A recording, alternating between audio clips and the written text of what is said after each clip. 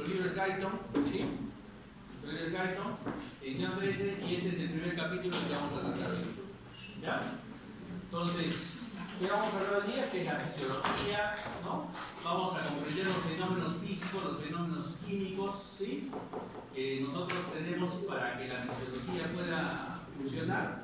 Es una serie de fenómenos físicos y químicos que nos van a permitir hacer conocer las funciones vitales, hacer conocer el funcionamiento de nuestro organismo, el equilibrio, ¿sí? Entonces, ¿qué es la fisiología al final? La fisiología explica todo lo que son los factores físicos, los factores químicos, ¿no?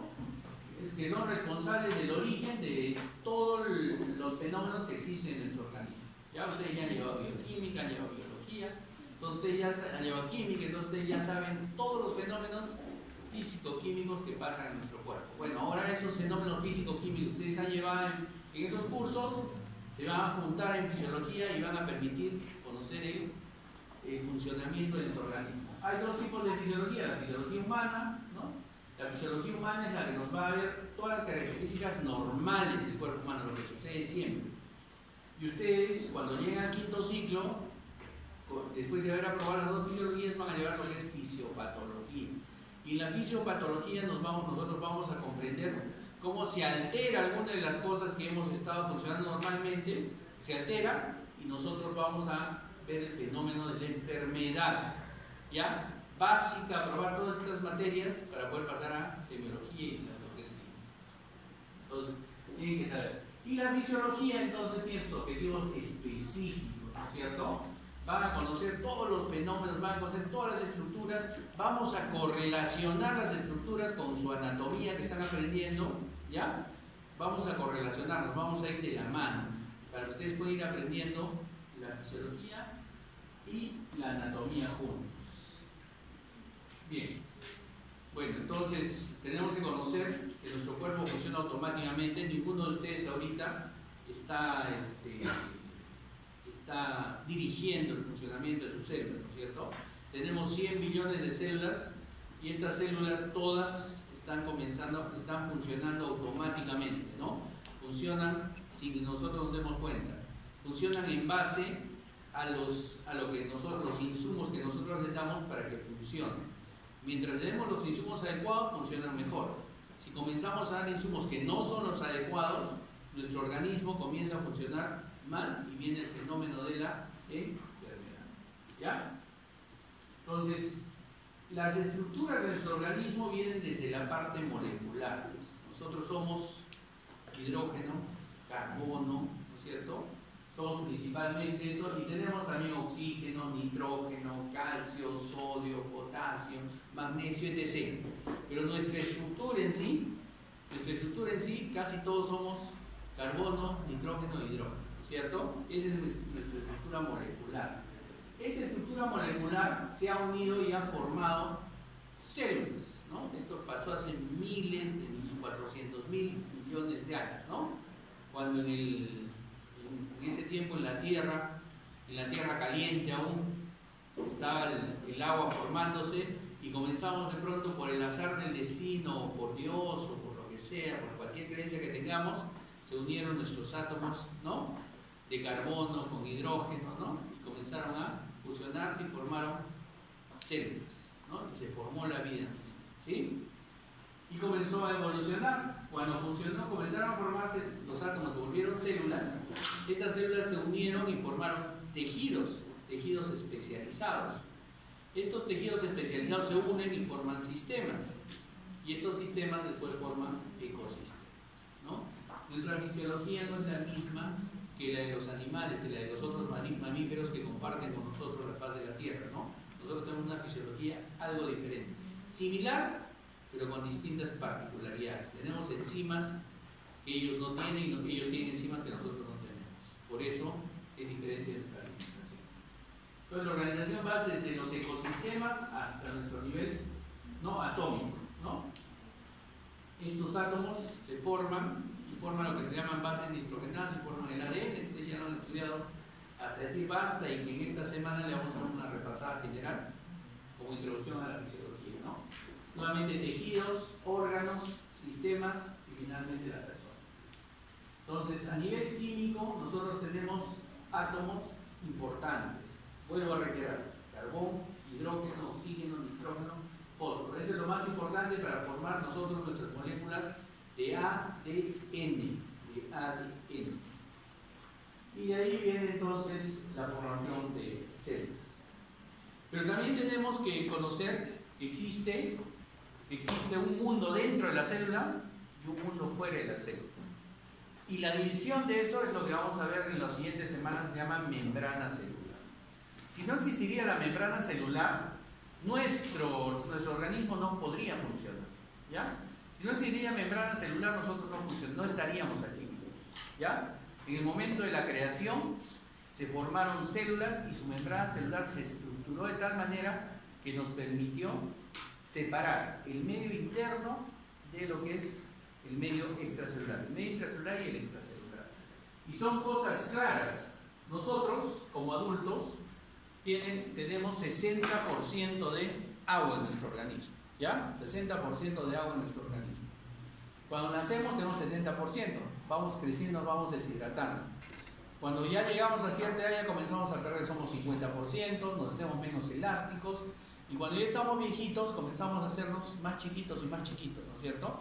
Porque nos vamos deshidratando y vamos perdiendo el porcentaje. Pero a su edad tenemos 60% de agua en el organismo. Y de ese 60%, dos tercios del agua están dentro de las células y un tercio están fuera de las células.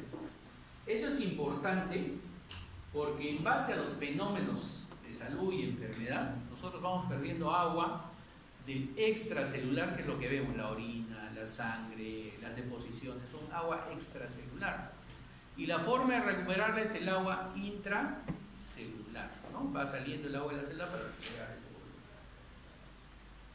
Esta agua extracelular y extracelular se encuentra en constante movimiento. Entran y salen, ¿no?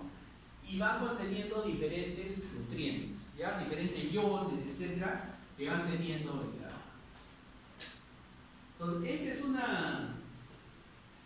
ejemplo, por ejemplo, de la membrana celular, donde nosotros nuestros principales, no los únicos, iones extracelulares son el sodio, el cloro, el bicarbonato, ¿sí? Y nuestros principales iones intracelulares que están dentro de la célula son el potasio, el fósforo, ¿no? Entonces tenemos iones que están dentro y que están fuera de la célula. Sustancias como la glucosa está más fuera que dentro, ¿no? De la célula. Entonces, y para ingresar, ya no ingresa como glucosa, ¿no? Ingresa ya haciendo fenómenos de energía. Entonces, esta es una pregunta de examen, fíjate, ¿no? O sea, ¿cuáles son los elementos más preponderantes en el extra y en el intracelular? ¿Y en qué unidades se manejan? Nosotros nos manejamos en miliequivalentes por litro, ¿no? Por litro. Y es importantísimo, porque nosotros, por ejemplo, tenemos iones extracelulares como el sodio, en gran cantidad, iones intracelulares principalmente, pero que también hay poquito en el extracelular, como el potasio, ¿no? El ion potasio es principalmente intracelular, pero también existe en el extracelular. El extracelular es una pequeña cantidad, pero una variación pequeñísima del potasio en el extracelular puede ocasionar la muerte de un paciente. ¿Ya? Entonces, y tenemos la capacidad actualmente en nuestros hospitales de medir los iones extracelulares. Rápidamente. Entonces, este líquido extracelular, como les digo, ¿sí?, está transportando nuestros alimentos, está llevando nuestros alimentos hacia nuestras células. Nuestro principal alimento, el oxígeno. ¿Sí? El oxígeno. Si no respiramos, morimos. Nuestras células cerebrales necesitan oxígeno permanentemente para funcionar, nuestras neuronas. Si ustedes le quitan 4 minutos el oxígeno a nuestras células neuronales, se mueren. ¿Ya? O sea, basta una ausencia de oxígeno en 4 minutos para que las células de las neuronas comiencen a morir. ¿Ya? Y ese es también, por ejemplo, ese es un uso que le da los servicios de emergencia, la medicina de emergencia, a la fisiología, ¿no? Entonces,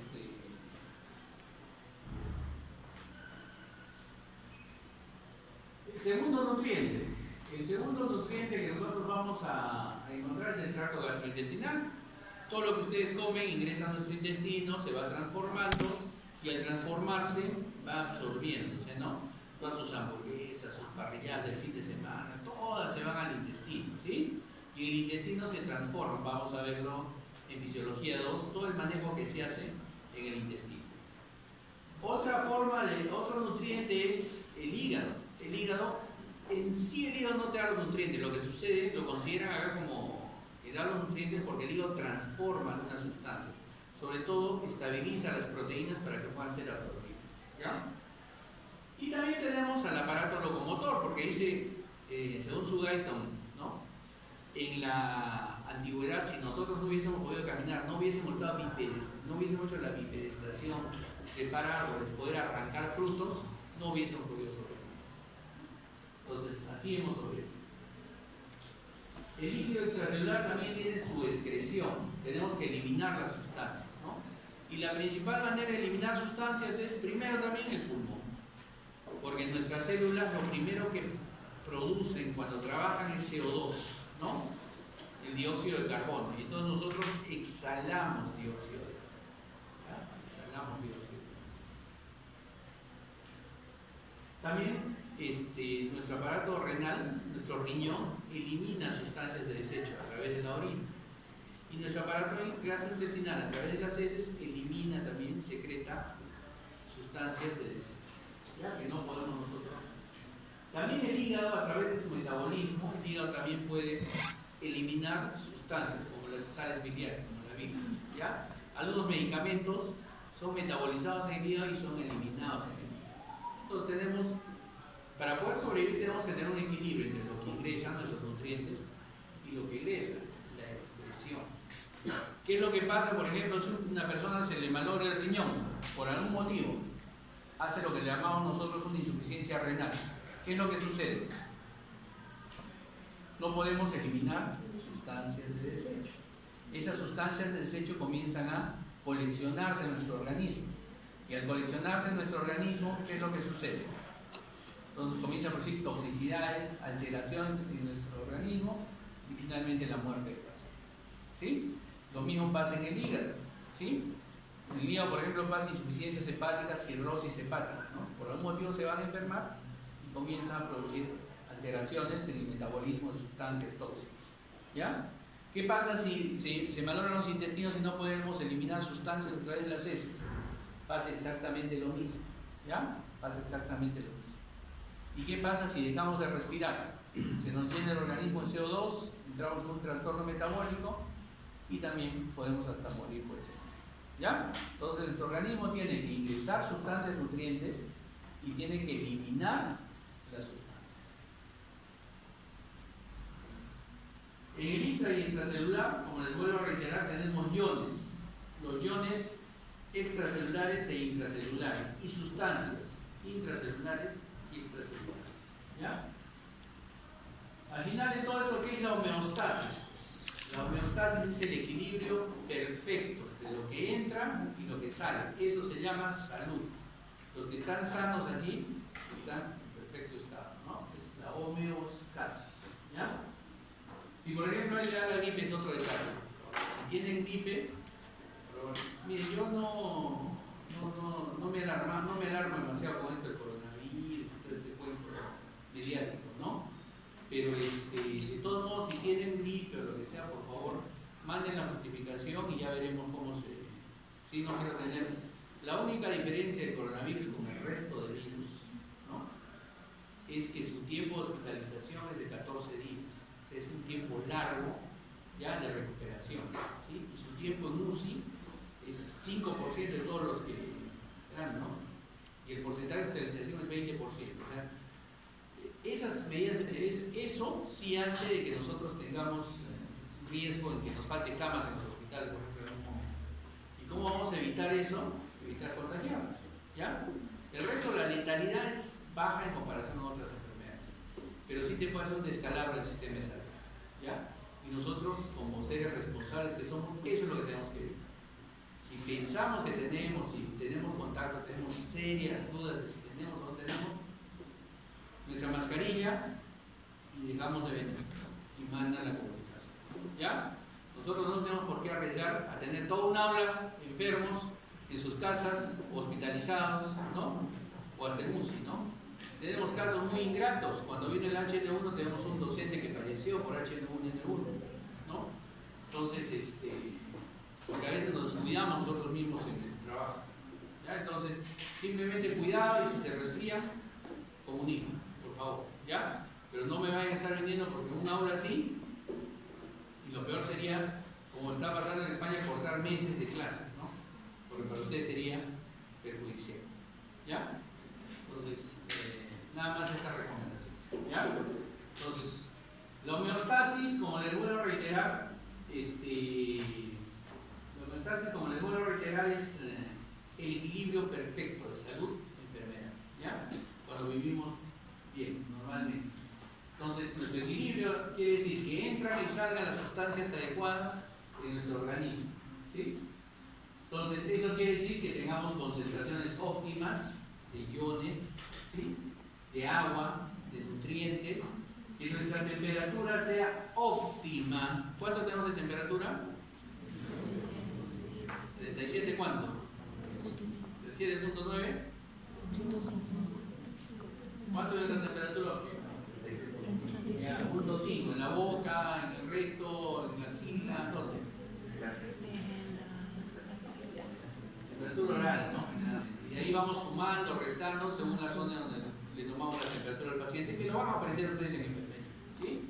Que un médico tiene que saber tomar la temperatura, pero no, un médico no va a saber tomar la temperatura. Eso lo van a aprender en enfermería. ¿Ya? Tenemos que tener la temperatura óptima, porque si tenemos fiebre, ¿estamos bien o estamos mal? Estamos mal. Algo está pasando, algo está alterando nuestro equilibrio, ¿no? Un bicho, una bacteria, una cosa está generando, ¿no? Que nuestros pirógenos se hayan liberado por nuestro sistema inmunitario, que lo vamos a hacer también. Se han liberado los pirógenos, ¿no? Y al liberarse los pirógenos, pues nos ha producido la fiebre, ¿sí? Entonces la temperatura tiene que ser óptima. ¿Cuánto es la temperatura óptima? ¿De cuánto a cuánto nosotros vivimos? ¿30 grados estaré vivo? 34 grados, ¿no? 34 grados más o menos es una temperatura donde todavía podemos sobrevivir. Nuestro cuerpo, ¿eh?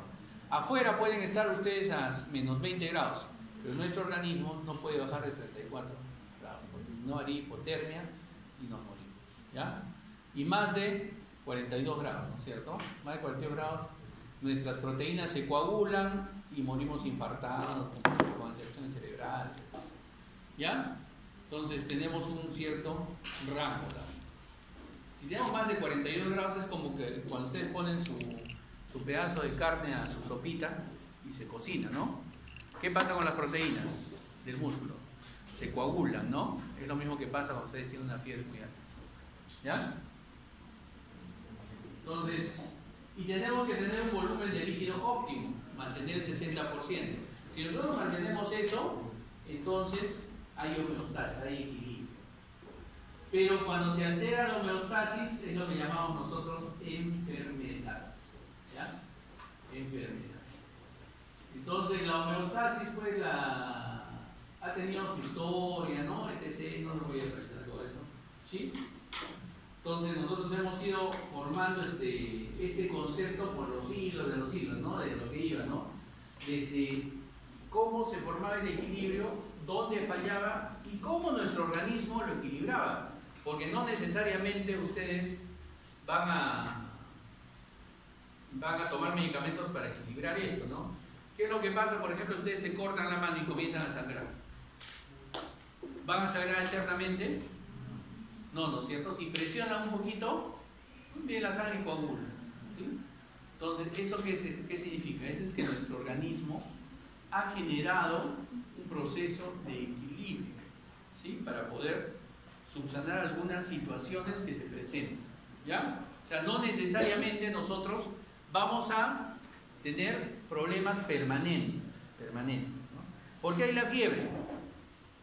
Porque ha entrado un patógeno, ¿no? ¿Qué significa la fiebre? Que ese patógeno, que estamos defendiéndonos de ese patógeno y en la defensa en la guerra, en la batalla que estamos dándole, entonces estamos liberando pirógenos. Y esos pirógenos nos están produciendo fiebre. ¿Ya? Entonces, eso significa. Y entonces nosotros tenemos que ver, cuando hay una agresión, tenemos que ver si hay una compensación. Si la compensación es la adecuada, se mantiene nuestro bienestar. Pero si la compensación falla, viene lo que se llama la enfermedad. ¿Y quiénes nos detectan estas alteraciones? Tenemos dos formas de detectar y equilibrar. El sistema nervioso es el principal, es el que detecta rápidamente y también trata de equilibrar rápidamente. ¿Ya? Detecta rápidamente los fallos y trata de equilibrarlos rápidamente. Y nuestro sistema endocrino, que se basa en señales, en hormonas, que tiene que procesar la formación de hormonas. Entonces, su detección es un poco más lenta y su trabajo también es un poco más lento, pero efectivo. ¿Ya? Entonces, primero, el sistema nervioso. Y segundo, nuestra segunda línea es el sistema endocrino, ¿no? Que nos va a dar también la forma de equilibrarnos, pero más lentamente. ¿Ya? Entonces, aparte de estos dos sistemas de defensa, tenemos nuestro sistema de defensa de celular, que protegen y patrullan nuestro organismo permanentemente, nuestros leucocitos, linfocitos, serie blanca que le vamos a ver más adelante. ¿Ya? Es nuestro sistema inmunitario. Entonces, que también necesita una agresión para activarse. Entonces tenemos tres formas de defendernos: sistema nervioso, sistema endocrino y el sistema inmunitario. ¿Ya? Entonces tenemos que tener niveles de control, ¿no? Los niveles de control intrínsecos son el nivel celular, lo que nos defendemos dentro de la célula. Esto quiere decir las células blancas. Y niveles de control extrínseco, más global, tenemos al sistema nervioso y al sistema endocrino. ¿Ya? Uno más rápido que el otro. Estos sistemas de control, de compensación, para que funcionen necesitan un sensor, ¿no es cierto? Un sensor. ¿Qué es lo que está pasando? Y nuestro organismo está lleno de sensores.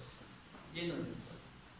¿Qué pasa, por ejemplo, si ustedes comen poco y se les baja la glucosa? No se les baja la glucosa. ¿Qué es lo que pasa? Entonces, esa sensación de que la glucosa no tiene glucosa suficiente es una sensación de cansancio, de hambre, de sueño, ¿no? ¿Y qué es lo que hace entonces? ¿Dónde llevan esa sensación? La llevan a un centro integrador, ¿sí? A un centro integrador. Y ese centro integrador, que puede ser el cerebro, los lleva al centro efector, ¿no? A comer, ¿sí? Entonces, ese es un grande, pero nosotros ahora vamos a ver que estos fenómenos serán de dos tipos, básicamente, para compensar. Y se llaman retroalimentaciones.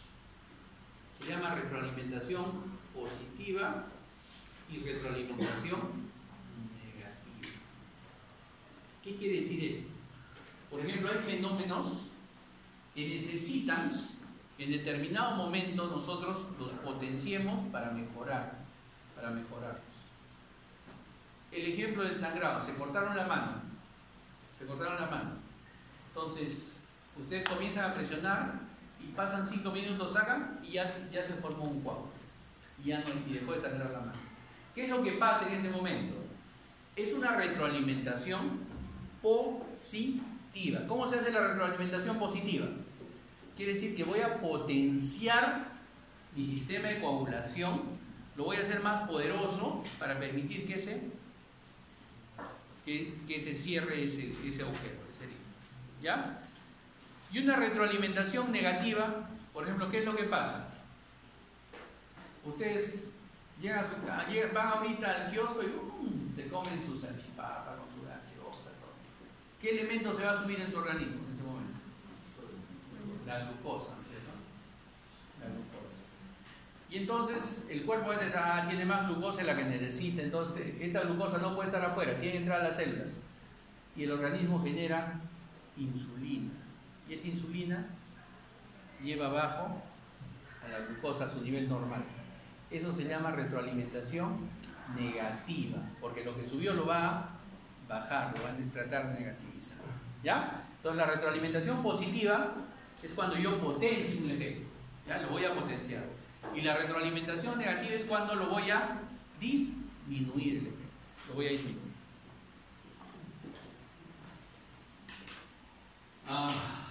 Por ejemplo, ¿no es cierto? Este es el círculo de retroalimentación positiva, ¿no es cierto?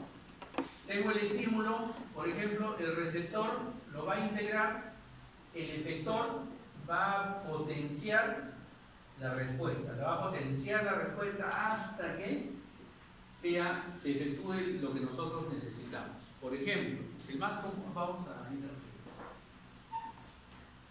Por ejemplo, esta es la retroalimentación positiva, ¿no? Yo voy a potenciar el efecto y en la retroalimentación negativa voy a disminuir el efecto. Ya voy a disminuir.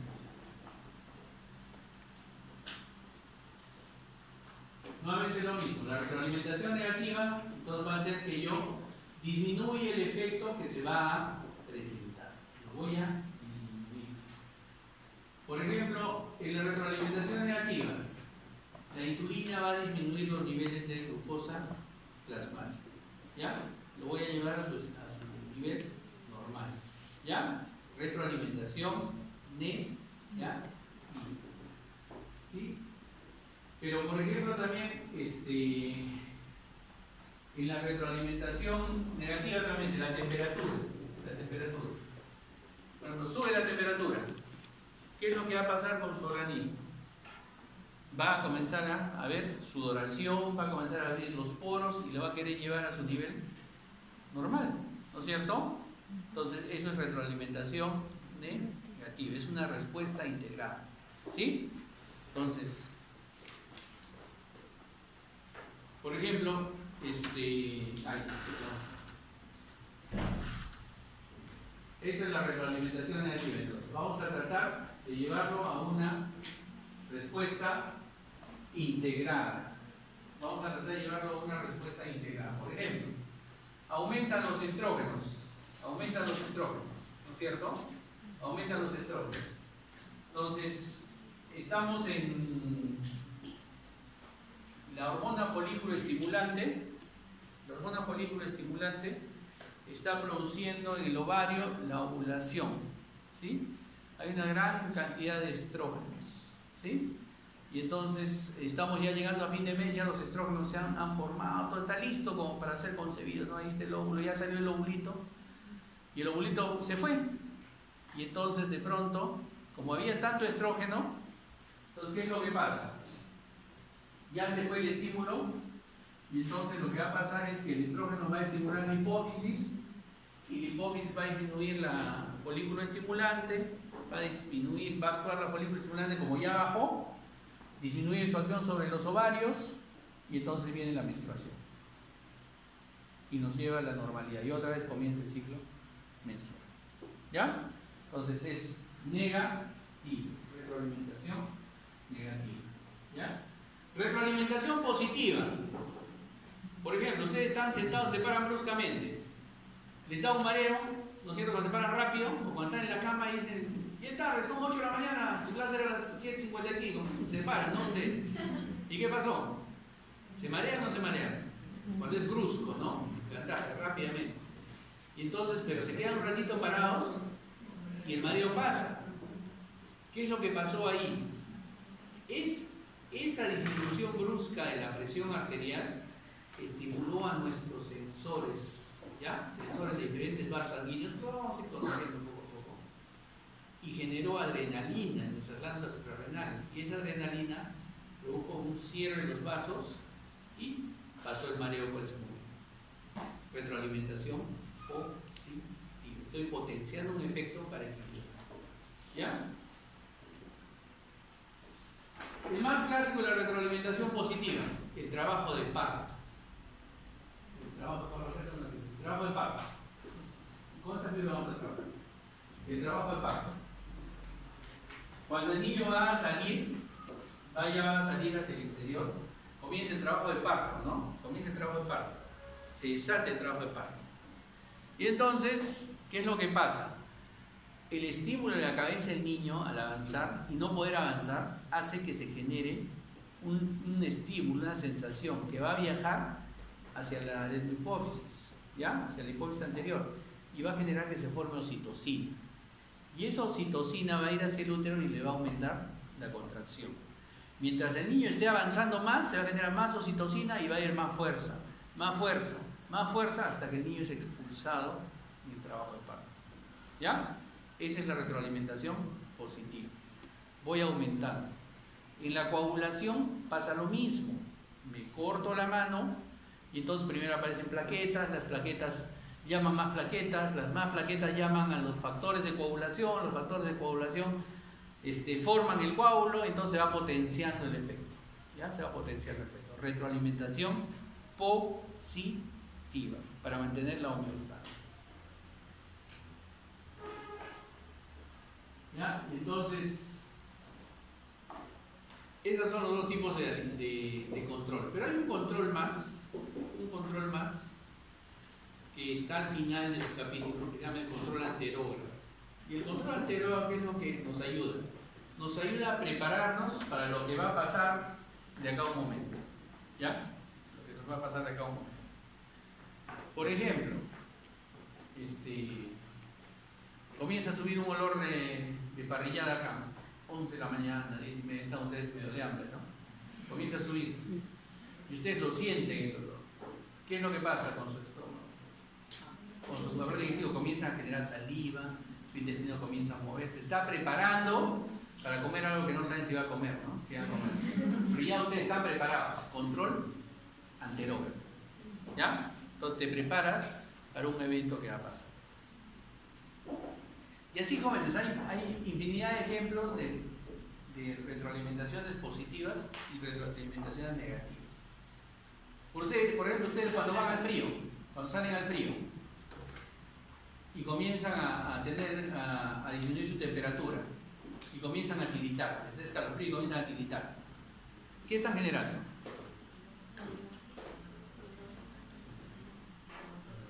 Están generando calor porque el movimiento muscular genera calor, pues, ¿no es cierto? Está trabajando su músculo. ¿Eso es retroalimentación positiva o negativa?